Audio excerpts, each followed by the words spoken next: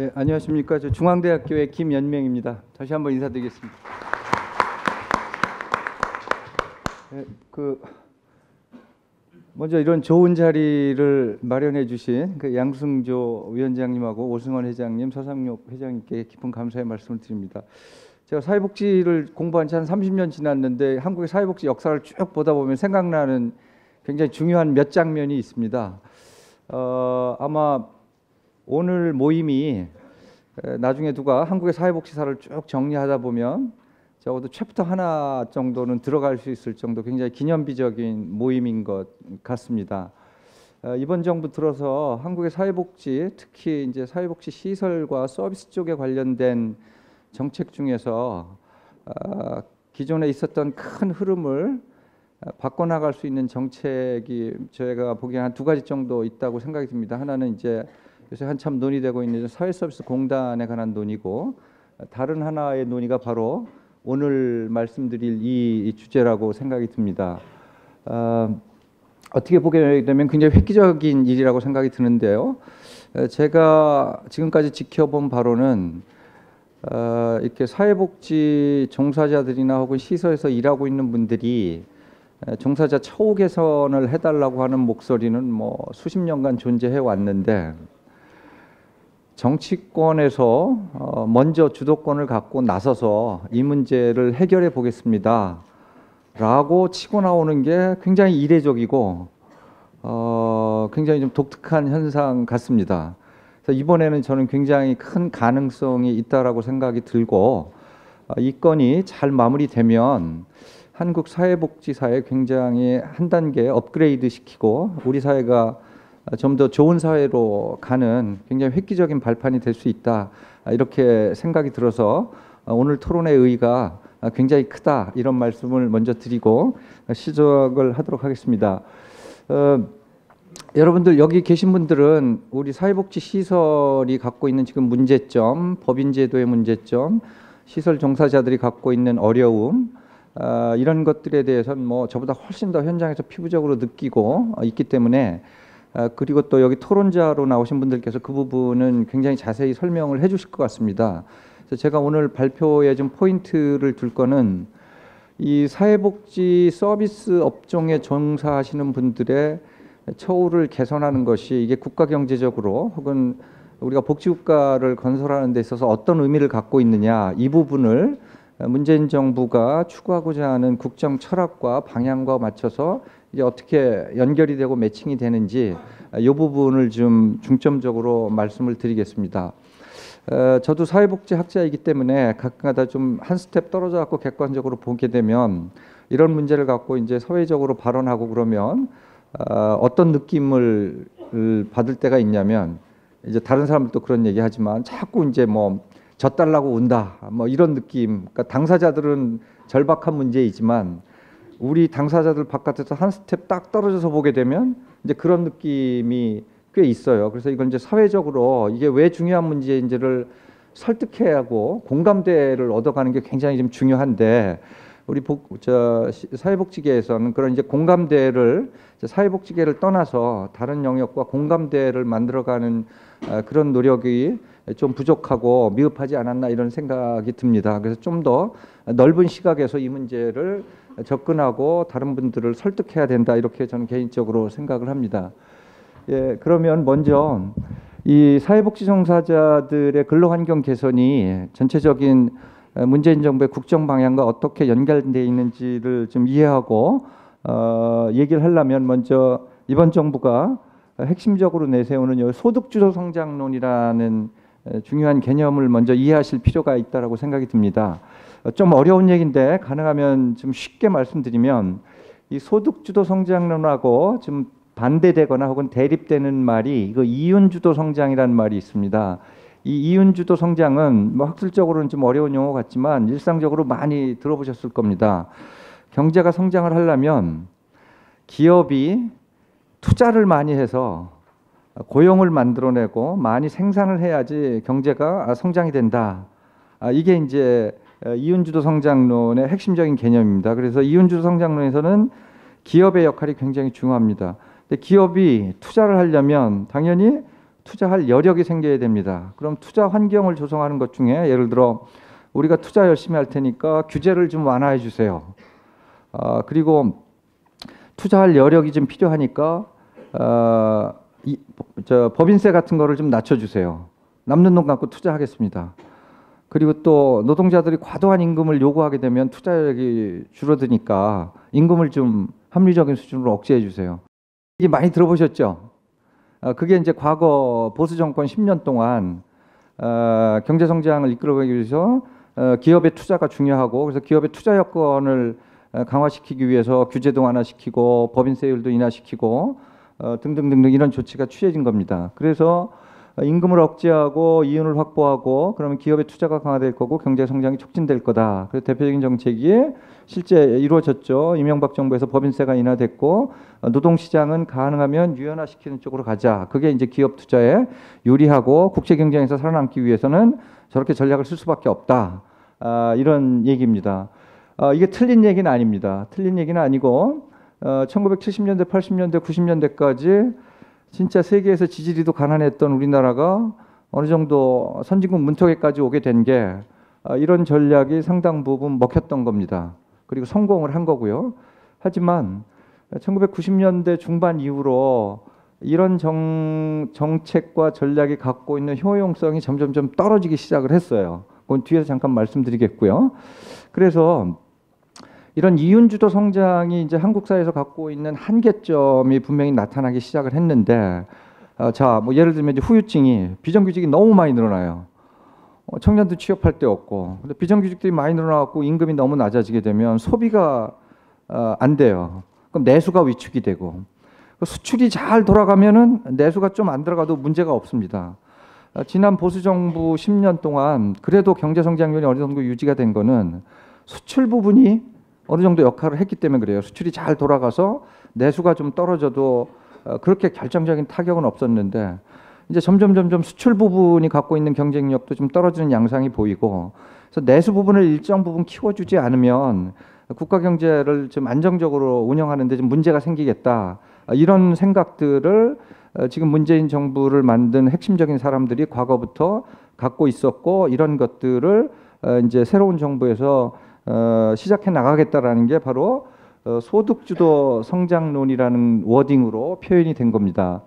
이 소득주도 성장론의 핵심은 뭐냐면 경제가 지속적으로 성장하려면 소득 분배 상태가 악화돼 있으면 지속적인 경제 성장이 이루어질 수 없다라는 게 핵심적인 얘기입니다.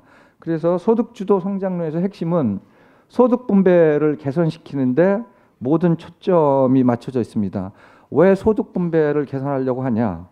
핵심은 내수를 통한 소비 유지, 소비 촉진에 있습니다. 이 부분이 살아나지 않으면 전체 경제 운영에 굉장히 큰 문제가 생긴다라고 생각을 하고 있는 거고. 근데 독특한 건요. 여러분들 그 IMF라고 왜 우리나라 1997년도에 외환위기 냈을 때 그 긴급 자금 대준 그 국제기구 있잖아요. 그다음에 뭐 OECD는 잘 아실 거고요. 이런 기구들이 과거에는 다 무슨 얘기를 했냐면 이런 얘기를 했어요. 이윤주도 성장.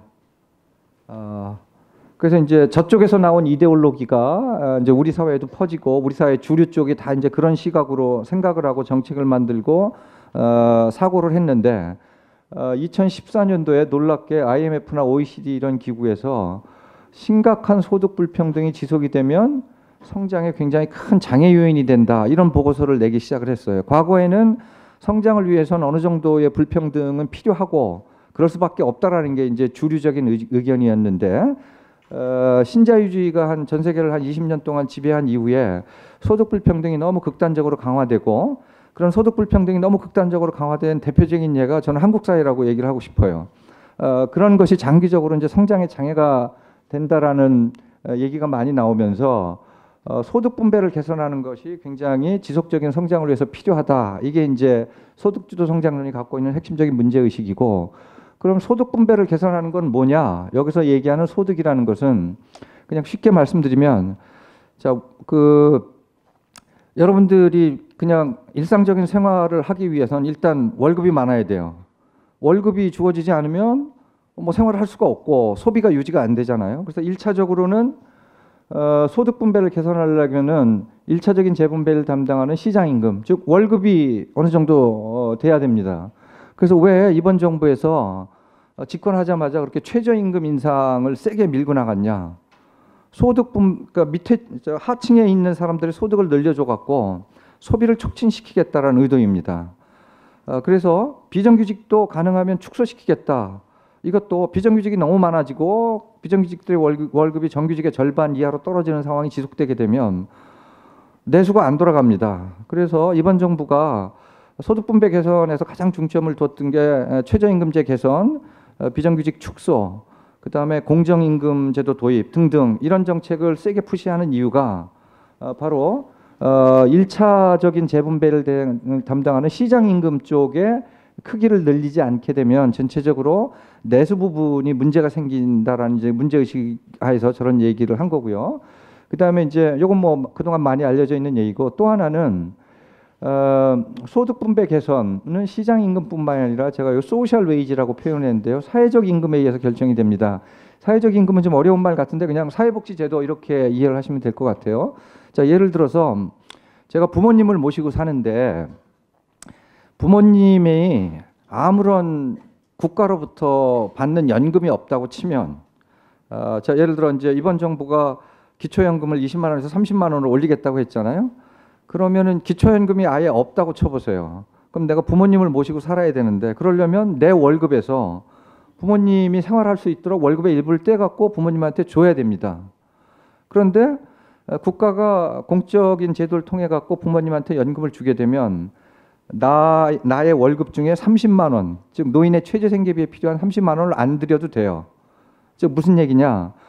국가가 복지제도를 통해 갖고 취약계층들이나 혹은 일반 계층들한테 복지제도를 통해 갖고 현금 수당이나 서비스를 주게 되게 되면 나의 가처분 소득이 결과적으로 늘어납니다. 즉 시장 임금을 통해 갖고 월급을 30만 원 올려주나, 아니면 모시고 사는 부모님들을 위해서 국가가 기초연금을 30만 원 주나, 결과적으로는 같은 얘기입니다. 방식은 틀려도. 그래서 소득 분배를 개선하려면 월급, 즉 시장임금의 공정성을 기하고 시장임금에서 하층 부분의 소득을 올려주는 것도 중요하고, 또 하나는 사회복지제도를 통해 갖고 가계의 소비 가처분 소득을 늘려주는 게 굉장히 중요합니다. 그래서 우리가 여러분 알고 있는 복지국가 혹은 여러분들이 알고 있는 복지국가는 월급으로 살지 않아요. 절대. 의료비 다 무료고 교육비 다 무료고 연금 국가에서 줍니다. 물론 그만큼 세금을 내지만요. 그래서 월급이 작아도 가계 생활을 하고 가족을 부양하는 데 들어가는 의료비, 주거비, 교육비 등이 복지제도를 통해서 제공되게 되면 그렇게 큰 문제 없어요. 그래서 내가 월급이 200만 원인데 세금을 7, 80만 원 내도 나머지 140만 원 갖고 생활이 가능해요. 왜? 나머지는 다 정부에서 해결해 주니까. 그래서 이번 정부에서 추진하려고 하는 이 소득주도 성장이라는 것은 그냥 단순히 월급 올리는 게 아닙니다. 또 하나의 메커니즘인 소셜 웨이지의 크기를 늘려가서 가계 가처분 소득의 크기를 점점점 개선해 나가겠다고 하는 것이 큰 정책 목표입니다. 그래서 소득주도 성장 그러면 사회복지 쪽하고 무관하거나 혹은 이건 뭐 딴 정책 얘기인가 보다 이렇게 생각하지 마십시오. 소득주도 성장론의 한 축은 바로 복지제도 확충에 있다, 이렇게 이해를 하시면 될 것 같고요. 그 다음에 또 하나 중요한 게 많이 나왔던 얘기인데, 성장 정책하고 고용 정책하고 복지 정책하고의 소위 말하는 이제 삼각형으로 알려져 있는 건데요. 과거 정부에서는 경제가 성장하기 위해서는 노동 시장은 가능하면 유연화시키고 그래야지 기업의 경쟁력이 높아진다 이거예요. 복지비는 가능하면 줄이자. 복지비 너무 많이 늘어나게 되면 국가 재정이 위험해지고 국제 경쟁력이 약화되니까 복지 비용은 최소화시키고 노동 시장은 유연화시키고, 이게 이제 그동안 과거 정부가 암묵적으로 가졌던 가정들인데 이번 정부에서는 그렇게 보지 않습니다. 요 경제 정책하고 고용 노동 복지 정책이 서로 모순된다라는 게 과거의 시각이었는데, 이번 정부는 경제 정책이 잘 돌아가고 성장이 제대로 되려면은 노동 정책과 복지 정책을 훨씬 더 지금보다 강화해야 된다. 그러니까 경제 정책하고 사회 정책의 관계를 상호 보완적인 관계로 이해를 하고 있습니다. 그래서 예를 들면 고용정책에서 일자리를 많이 늘리고 비정규직을 축소하고 노동시간을 단축하고 고용의 질을 향상을 시키면 이게 다 어디로 이어지느냐. 결국 이제 가계 가처분 소득의 증대로 이어지는 거고 이게 소비로 이어져서 내수 부분의 크기를 키워나갈 것이다 라고 생각을 하는 겁니다. 이쪽 부분이 지난 정부 혹은 과거 정부 동안 너무 약화돼서 일자리도 안 늘어나고 정부에서 일자리를 늘리려는 정책도 의도적으로 피진 않았고 일자리가 늘어나도 전부 저임금 비정규직 이런 일자리고 하다 보니까 가계 소비 여력이 없어지는 겁니다. 비정규직 축소 같은 것도 마찬가지고요. 그래서 이번 정부에서는 가능하면 과거처럼 비정규직들을 많이 만들어내는 노동시장의 유연화 정책은 추구하지 않을 겁니다. 물론 노동시장을 다 정규직으로 100% 만들겠다는 건 아니고 필요한 최소 한도 내에서 유연성은 필요하지만 필요 이상으로 비정규직들을 많이 만들어내고 저임금 계층을 많이 만들어내는 이런 정책은 쓰지 않겠다는 거고요. 그 다음에 이쪽 노동시장이 안정화돼야지 복지 쪽의 비용을 합리화시킬 수 있습니다. 노동시장에서 비정규직 마구 만들어내면 그분들 의료보험 가입도 못하고 연금 가입도 못합니다. 그럼 나중에 그거 다 기초연금 올려갖고 막아야 되고 기초생활보장법 확대해서 막아야 되고 이런 사태가 벌어집니다. 그래서 1차적으로는 노동시장이 안정화가 돼야지 복지 비용도 합리적으로 줄일 수가 있다는 거고 다 아시는 것처럼 오늘 주제인 사회복지 노동시장 너무너무 열악하잖아요. 이런 부분들이 이제 대표적으로 개선돼야 될 굉장히 핵심적인 부분이고요. 그다음에 복지 정책도 과거 정부에서는 이제 복지 정책이 확대가 되면 성장에 장애가 된다라고 생각을 했는데 이번 정부는 그렇게 보지 않습니다. 소득주 성장론 패러다임을 말씀드렸지만 복지 정책이 지금보다 훨씬 더 늘어나야지 현금 수당 그래서 이제 현금 수당을 아동 수당 확대하거나 혹은 기초연금을 더 확대하는 것도 당연히 아동의 인권 보호, 아동의 성장 촉진, 그다음에 노인의 사회적 기본권 보호 이런 건 뭐 당연히 기본으로 들어가는 거고 그 외에 그런 수당을 늘렸을 때 나타나는 경제적 파급 효과 이런 점에 이제 주목을 하는 거고요. 그다음에 이제 공공복지 인프라 확충 이런 거, 그다음 보장성 확대 이런 것들이 다 모아져 갖고 이제 가계 가처분 소득을 증대시키는 거고 이것이 이제 성장에 영향을 미칠 거다 이렇게 생각을 하고 있는 겁니다. 그래서 아무튼 핵심만 말씀드리면 경제 정책과 노동 정책, 복지 정책이 더 이상 모순되거나 대립되는 게 아니고 서로 상호 보완적인 관계로 이해를 하고 있다. 그리고 앞으로 그렇게 정책이 추진될 거다. 그렇게 이해를 하시면 될 것 같습니다. 그런 의미에서 이번 정부가 왜 그렇게 일자리를 강조하느냐. 지금까지 말씀드린 이런 큰 맥락에서 일자리가 굉장히 중요하다는 거고요. 신문에 많이 알려졌지만 공공 부분에서 일자리를 만들겠다라는 겁니다. 공공 부분에서 일자리를 만든다고 하니까 비판이 뭐라 오냐면 야 무슨 뭐 공무원들 배불려 주네. 뭐 세금 뭐 폭탄 뭐 세금을 걷어갖고 저쪽만 늘려주면 민간 부분은 어떻게 하라는 얘기냐. 이번 정부가 민간 부분의 일자리 창출은 안 하고 공공 부분만 하겠다는 거 절대 아닙니다. 민간 부분의 일자리 창출 정책도 혁신 경제라든지 여러 가지 정책을 써서 밀고 나가고 하지만 공공 부분의 일자리가 다른 나라에 비해서 너무 약합니다. 우리가 비율로 따지면 대부분 유럽 국가들이 공공 부분 일자리가 전체 일자리에서 차지하는 비중이 한 20% 정도 됩니다. 그걸 예를 들어서 말씀드리면 우리나라 전체 일자리가 한 2,500만 개 정도 되는데 그중에 2천만 개라고 생각을 해보세요. 2천만 개면 20%가 공공 부분 일자리면 2천만 개 중에 20%니까 400만 개라는 거 아닙니까? 공공 부분 일자리가. 근데 우리는 공공 부분 일자리가 한 7.5%밖에 안 돼요. 그러면 2천만 개 일자리가 있다고 치면 그중에 7.5%니까 대략 한 150만 개밖에 안 되는 거잖아요. 그럼 복지국가에서는 대략 공공부문 일자리가 우리 정도 경제 규모라고 하면 400만 개씩 있는데 우린 140만 개밖에 안 되는 겁니다. 그래서 이번 정부의 목표가 유럽 복지국가처럼 뭐 400만 개 만들겠다 이게 아니에요. 평균 유럽 국가의 평균이 한 10%. 그렇게 따지면 지금보다 한 80만 개 정도 공공부문의 일자리가 늘어나면 우리의 세금 규모라든지 여러 가지 경제 상황을 고려했을 때 이 정도는 감수할 수 있겠다. 그래서 대략 한 80만 개 정도 일자리를 공공부문에서 더 늘려서 고용의 안정을 기여하겠다라는 거고 그래서 공무원 일자리가 한 17만 개 정도 늘어날 거고요. 그래서 사회복지 부분하고 관련된 게 사회복지 전담 공무원하고 방문 간호사 이쪽 부분을 이제 몇만 개씩 늘리겠다라는 게 큰 목표고요. 그다음에 공공 부분의 비정규직들을 정규직으로 전환하겠다는 게 한 30만 개 되고, 그다음에 이제 사회복지 쪽하고 제일 많이 연관된 게 요 사회 서비스 관련 일자리 34만 개를 만들겠다라는 겁니다. 그래서 이 34만 개 중에 일정 부분은 사회서비스 공단을 통해 갖고 양질의 일자리를 만들겠다라는 거고요. 근데 잘못 알려져서 34만 개를 다 사회서비스 공단에서 만드는 것처럼 알려져 있는데 그건 아니고요. 사회서비스 공단을 설치해서 맥시멈 한다고 해서 5년 내에 34만 개 다 못 만듭니다. 일정 부분만 사회서비스 공단에서 양질의 일자리를 만들 거고, 그 다음에 나머지는 다 뭐냐? 예를 들면 여러분들 그 보호자 없는 병원이라고 들어보셨죠? 그 간호간병 통합 서비스라고 이제 명칭을 그렇게 쓰는데, 그러니까 입원한 경우에 과거에는 이제 가족들이 가고 다 밤새고 간호하고 그랬잖아요.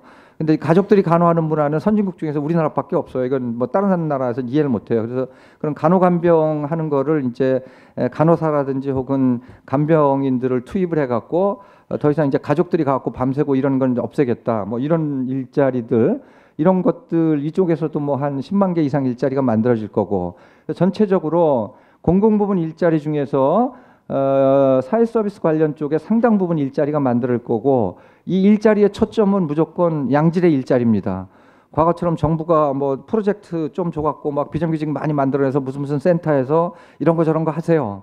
이런 거는 가능하면 최대한 억제시키고, 그런 데서 일하시는 비정규직들도 가능하면 정규직으로 전환시키겠다. 이게 이제 큰 맥락입니다. 그리고 오늘 말씀드릴 근로시간 특례 업종, 이거를 이 정부에서 왜 그렇게 강조하냐? 물론 당연히 현장에 요구가 있습니다.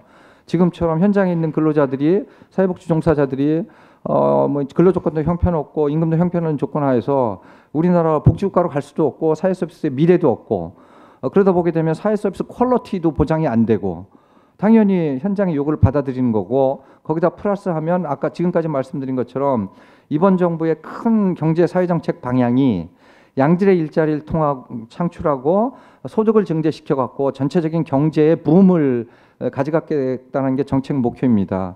그래서 여러분들이 요구하는 정책하고 이번 정부의 정책 방향이 100% 싱크로나이즈가 되는 거다.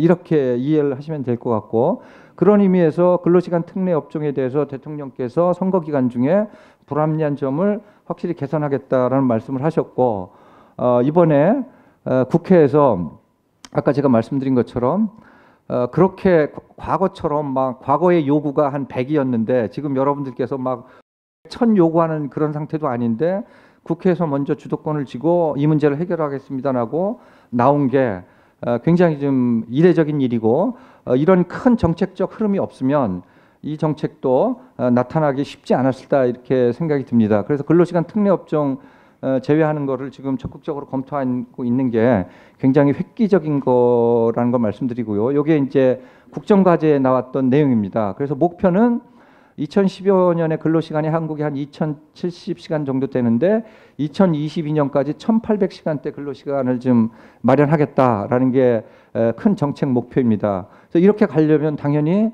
장시간 노동의 대명사처럼 돼 있는 사회복지 시설이나 이용시설이건 생활시설이건 이쪽에서 근로시간을 대폭 낮춰줘야 되는 이런 정책과 연결이 됩니다. 다 아시는 것처럼 근로휴게시간 특례 업종은 근로기준법에 이제 위반이 되는 건데, 특례 규정이 근로기준법 59조에 뭐 운수업 등등등등 나오고, 교수님, 네 번째 5분 더 드리겠습니다. 예, 이제 곧 끝내겠습니다. 예, 그 네 번째에 그 대통령령으로 정하는 사업 그래갖고 사회복지 사업이 들어가 있습니다. 제가 이걸 추적을 해봤어요. 이거 언제 저게 들어간 거지? 근데 공식적으로 확인되는 건 1998년도 외환위기 때 이 규정이 생겨난 걸로 그렇게 여러 군데 문헌이 나오는데 제가 원소스는 못 찾아봤습니다. 그래서 시간이 되면 이게 어떤 맥락에서 그때 이렇게 지정이 됐는지 좀 더 살펴봐야 될 것 같고요. 여기서 말하는 사회복지 사업이라는 건 당연히 사회복지 사업법에 나오는 대부분의 사회복지 관련 업종들이 다 규정이 돼 있습니다.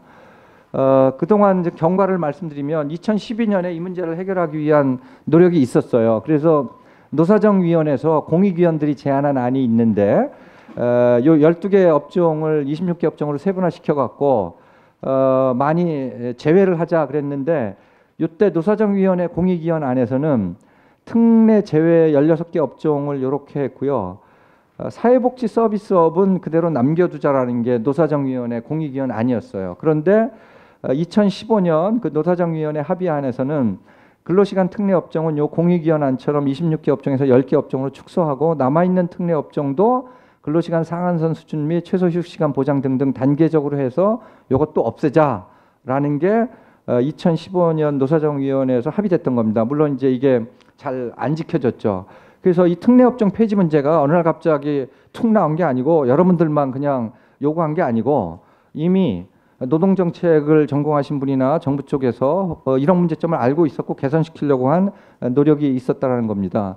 그리고 한 가지 더 말씀만 드리면 우리나라가 사회복지 업종이 굉장히 양이 늘어나지만 아직도 다른 나라랑 비교해 보면 적어요. 예를 들어 일본만 해도 보건하고 복지 부분의 일자리가 전체 일자리의 12%를 차지해요. 근데 우리나라는 지금 6.7%밖에 안 됩니다. 그럼 앞으로 우리가 이 정도 더 늘어날 가능성이 있다라는 거예요. 실제로 늘어나고 있습니다. 통계를 보게 되면 보건하고 복지 관련 일자리가 지난 5년 동안 무려 한 30만 개 가까이 늘어났어요. 앞으로 계속 늘어날 겁니다. 요양보호사라든지 그다음에 뭐 보육교사라든지 그다음에 뭐 지역사회 사회 서비스 쪽에서 굉장히 많이 늘어나고 있어요. 문제는 뭐냐? 일자리를 늘어나는데 이게 양질의 일자리가 아니고 전부 3D 업종이거나 저임금이거나 비정규직인 겁니다. 그래서 이 문제를 획기적으로 해소해야지 우리 사회가 좀 더 좋은 사회로 갈 수 있다라는 거고요. 요거는 그냥 참고하시고요. 근로시간 현황을 보게 되면 여러분들 뭐 다 아실 겁니다. 제가 기존에 나와 있던 연구만 쭉 정리했는데 평균 근로시간 굉장히 높고요. 뭐 2교대, 3교대제, 격일제 이런 거 많고 그다음에 연장근로도 꽤 많이 하고 있고요. 근데 그거에 비해서 연장근로라든지 시간의 근무수당에 대한 보상은 굉장히 약한 편이고 생활지도원 같은 경우도 뭐 굉장히 근로시간이 지금 많은 상태이고요. 그다음에 근로시간 외 시간의 근무수당 미지급되는 비율을 보게 되면 아직도 꽤 높습니다. 그리고 2016년 조사에서 보게 되면 연장근로 인정하는 것도 굉장히 비율이 낮고 그다음에 이 문제를 해결하기 위해서 뭐 사회복지 종사자 임금 가이드라인 시행하고 있습니다만 적용 안 되는 경우도 많고 등등 여러 가지 문제점이 있는 건 다 잘 알고 계시리라 생각이 듭니다. 그리고 이제 많이 얘기되는 것 중에 하나가 공무원 보수 대비해서 사회복지 종사자들 월급이 어느 정도 되느냐 많이 낮았죠. 그렇지만 다른 여러 가지 여건을 감안하게 되면 여전히 낮은 상황이고 그다음에 사회복지 이쪽 전담 공무원들 대비해 갖고 95% 뭐 98% 수준으로 올라간 사회복지 종사자들의 수도 아직까지 굉장히 부족하고 다른 사회복지 종사자들은 여전히 비교가 안 될 정도로 낮은 상태고 이런 거 잘 알고 계시리라 생각이 듭니다. 그다음에 시설 내에서 임금 격차도 꽤 있는 편이고요. 아까 잠깐 얘기가 나왔지만 지역아동센터나 지역자활센터 같은 경우는 다른 사회복지 종사자들 비해서 너무 형편없는 수준인 건 잘 알고 계십니다. 그래서 오늘 이 자리를 통해서 결론을 말씀드리면 사회복지 사업의 근로휴게시간 특례 업종을 제외하는 거, 지정 제외하는 거는 사회복지계의 수건 사업이기도 하고 늘어나는 사회 서비스 일자리를 양질 일자리로 만들기 위한데 굉장히 필수적인 요건이지만 이게 이번 정부가 추진하려고 하는 새로운 성장 정책과도 일치하는 전략이다. 그런 의미에서 국가 전체적으로 추진해야 될 굉장히 중요한 거라는 것은 강조를 해야 될 것 같고요. 하지만 이게 이제 쉬운 문제는 아니기 때문에 근로시간 단축 같은 경우 이제 시설 종사자들 임금 체계, 근로 환경에 대한 종합적인 개선이 좀 이루어져야 되고요. 그다음에 이제 인건비 가이드라인을 기본으로 해갖고 단일 임금 체계 적용 가능성에 대해서 좀 더 세밀한 검토가 필요합니다. 일단 직무 분석 같은 것들이 굉장히 좀 체계적으로 돼야 되는데 그런 것들이 연구나 조사가 꽤 안 돼 있어서 복지부 쪽에서 굉장히 좀 신경을 써서 이런 문제를 좀 해결해야 될 것 같고요. 그다음에 인력 배치 기준도 차제에 종합적으로 재검토를 해서 3교대 뭐 시설에 따라서는 굉장히 2교대로 좀 바꿔주든지 뭐 등등등 여러 가지 좀 필요성이 있고요.